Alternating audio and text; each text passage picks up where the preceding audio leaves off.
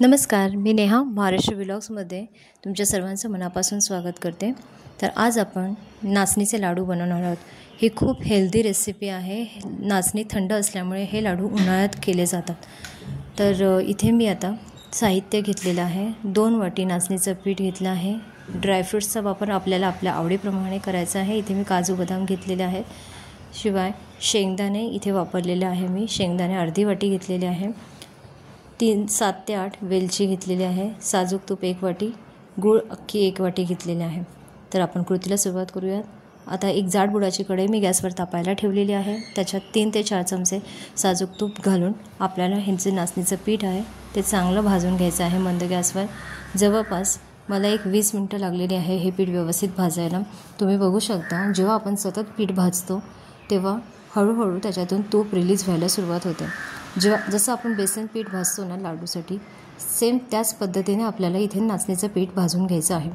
तर आता माझे नाचणीचं पीठ जे आहे ते व्यवस्थितरित्या चांगलं भाजून झालेलं आहे। इथे कुठेही कच्चेपणा राहिलेला नाही आहे। तर आता सर्वात शेवटच्या स्टेजला आपल्याला थोडासे पाण्याचे शिंतोडे याच्यावर मारायचे आहे आणि जेणेकरून ते पीठ मोकळं होतं। तर अशा प्रकारे आता मी पीठ गार करायलाच ठेवलेलं आहे।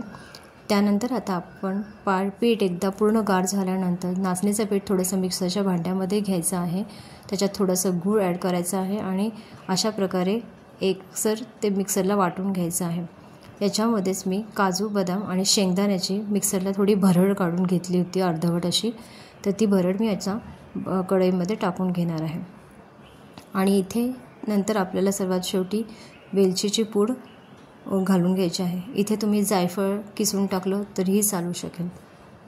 तर अशा प्रकारे इथे मी असं व्यवस्थितरित्या हे सर्व मिश्रण हाताने हलवून घेणार आहे, जेणेकरून कुठेही गुठळ्या राहणार नाही। तर मी थोडंसं तूप गॅसवर पातळ करायला ठेवलं होतं। तर इथे 3 ते 4 चमचे तूप मी घेणार आहे आणि सर्व मिश्रण एकजीव करून घेणार आहे आणि आता लाडू वळायला हळूहळू सुरुवात करते।